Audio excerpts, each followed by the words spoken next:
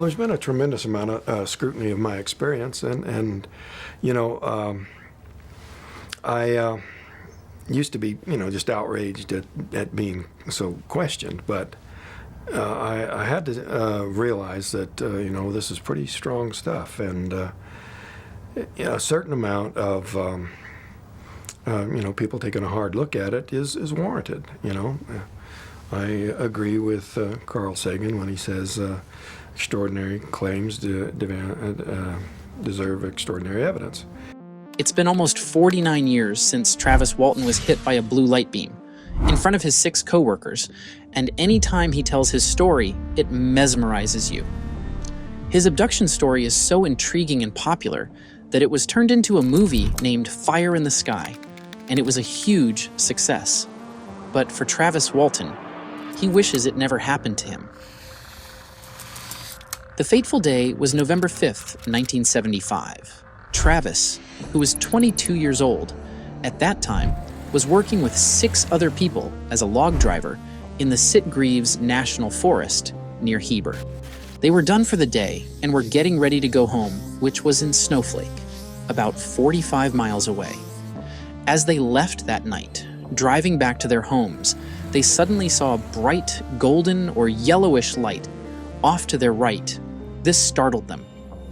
Immediately, Travis and one of his friends, Alan Dalis, saw an object in the shape of a saucer floating over a pile of cut wood in a field. For reasons unknown, Travis, who was sitting close to the door, jumped out of the truck and ran towards the object that shined the light. Suddenly, the object let out a flash of bright blue-green light that kind of exploded and blew Travis back 10 feet. Travis was unresponsive. Mike Rogers, Travis's friend and boss, who was driving the truck at the time, panicked and drove off quickly out of fear, leaving Travis at the hands of whatever that was. But they had a change of heart. They couldn't just abandon their friend. 15 minutes later, they returned to the scene. They couldn't find Travis. 2 hours later, and after much panicking, Rogers called Undersheriff L.C. Ellison. Ellison, Sheriff Marlon Gillespie, and Deputy Kenneth Coplin drove to meet with the loggers at Heber, a small town between the worksite and Snowflake. Ellison and the remaining officers heard the bizarre story from Rogers and the rest of his team. Rogers and 2 crew members decided to go back to the scene of the disappearance with the 3 officers to search for Travis. The other 3 crew members, on the other hand, refused to go back and went home in Rogers' car. The entire Turkey Springs was searched by the 5 men until just after midnight, when Sheriff Gillespie stopped the search. They could barely see, as it was really dark. Around 1:30 a.m., Deputy Kenneth Coplin and Rogers went to break the uneventful news to Travis's mother, Mary Kellett, that her son had gone missing. They had already given up the search for the night. But here is where things started getting more weirder than it is. When Mrs. Kellett was told that her youngest son had been taken by a UFO, her response was, "Well, that's how these things happen." There was no sign of hysteria, fear, or the right emotions of someone losing a son should show. She was just normal. She then went on to talk about the 2 times she and her oldest son, Dwayne, had also seen UFOs.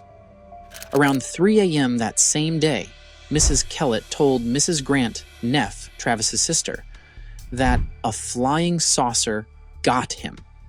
His sister also took the news quite well. The deputy was certainly shocked at how well his family members took the news.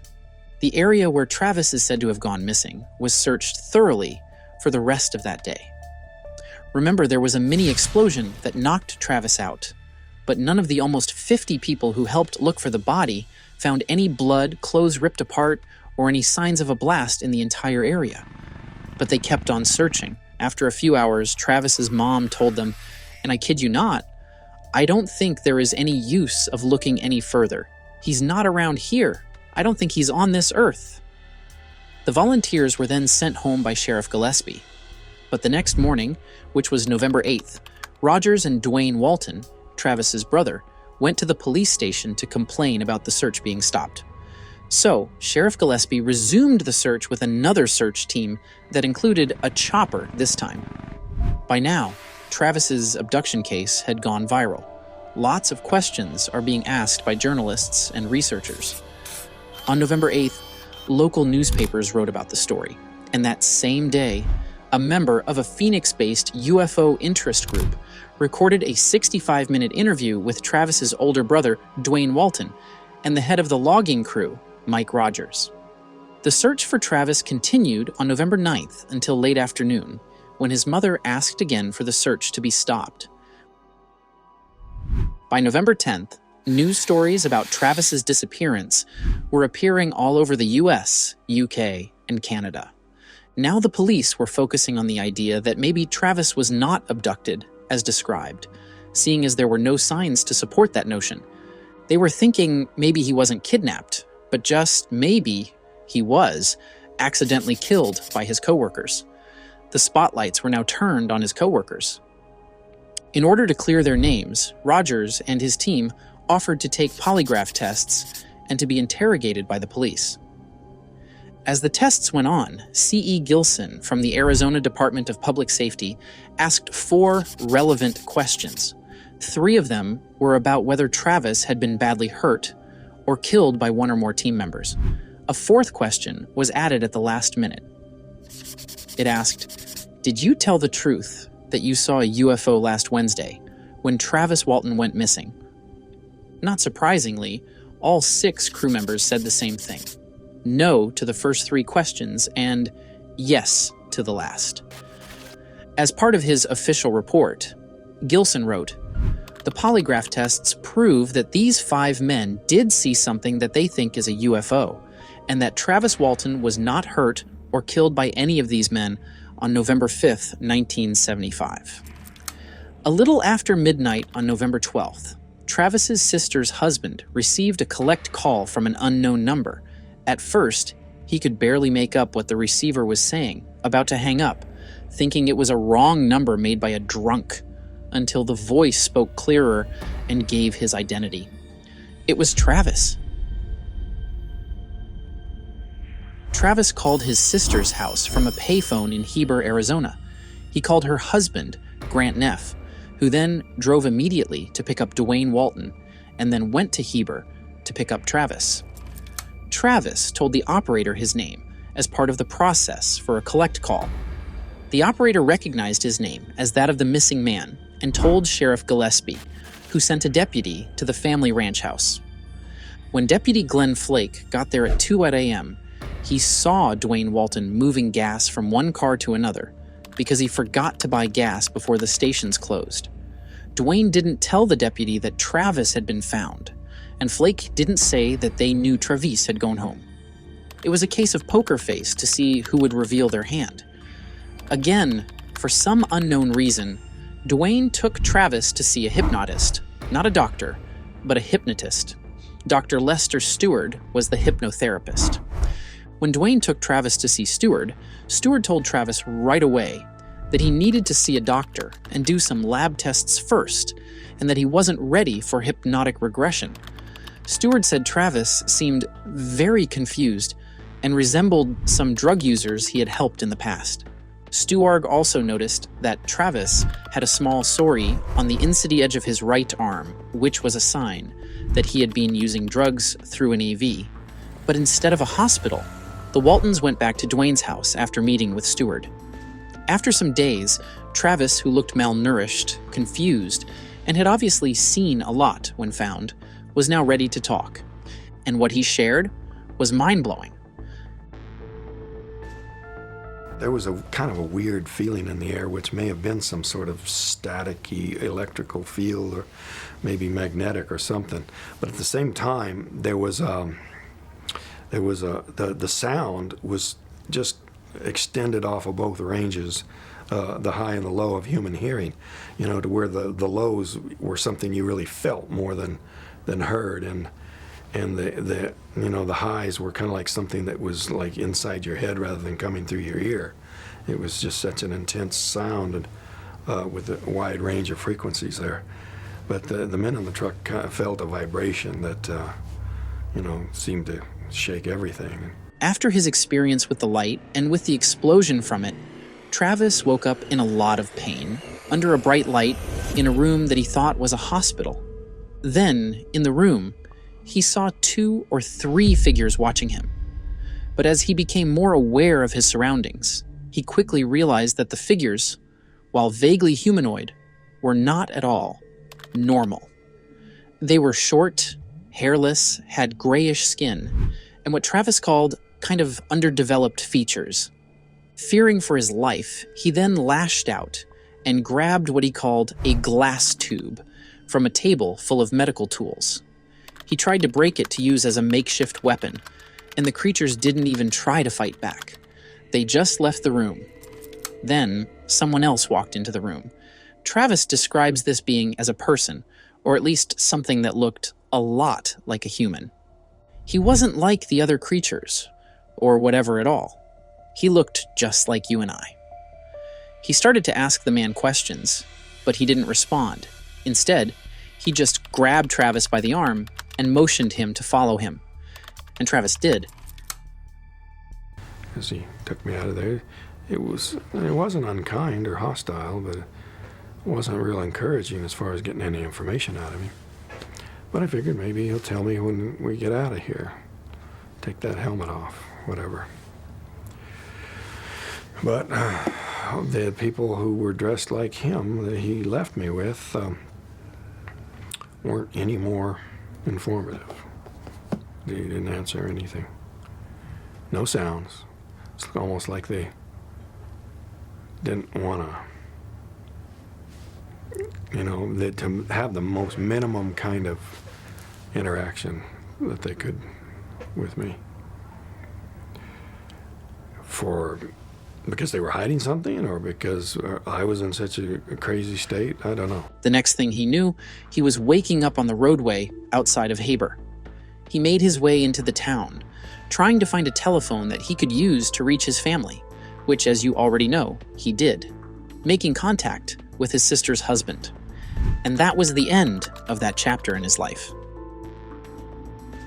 This simple story has stunned people all over the world, believers and non-believers alike.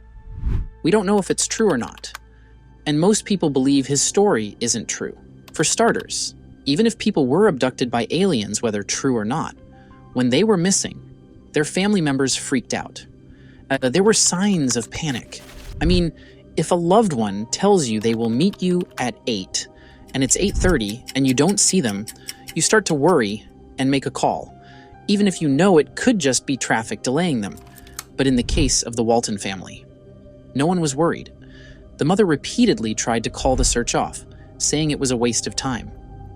During the 65-minute interview with the Phoenix-based UFO interest group, the mother and the brother didn't show any fear or concern for Travis.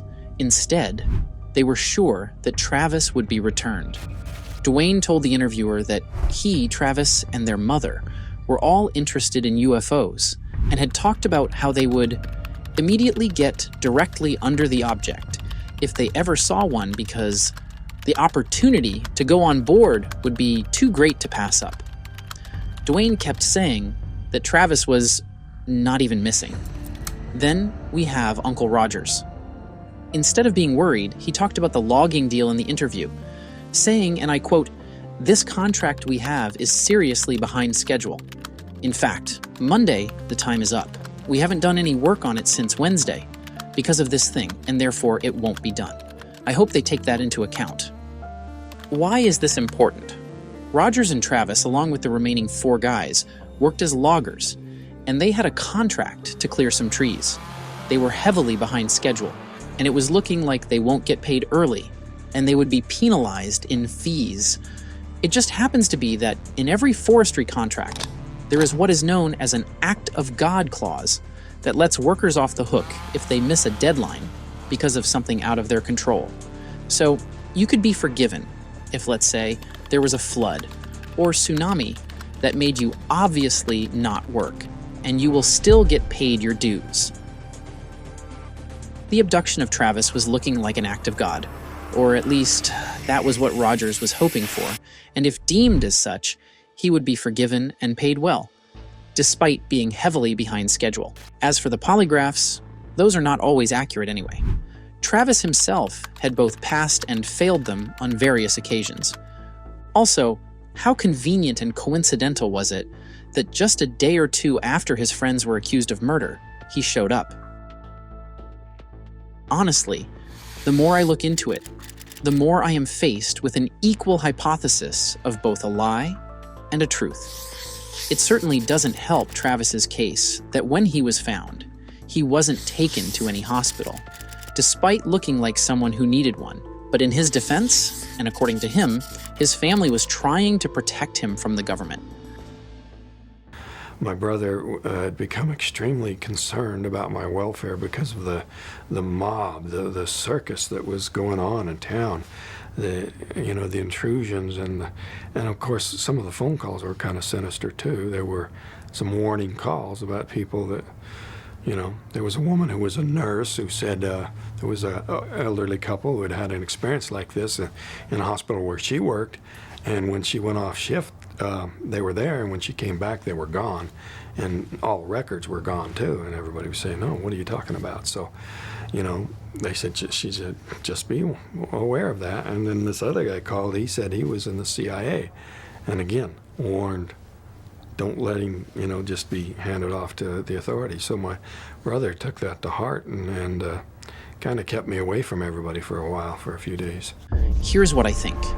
I think something did happen to Travis Walton, and I say this with utmost respect for his experience, and not trying to bring him down in any way. But I think it wasn't aliens. Okay, let me go down the rabbit hole for a moment. Please bear with me. It's more likely that something they can't understand happened to them, and their brain had to find the next rational thing to give to that experience. We do this every day.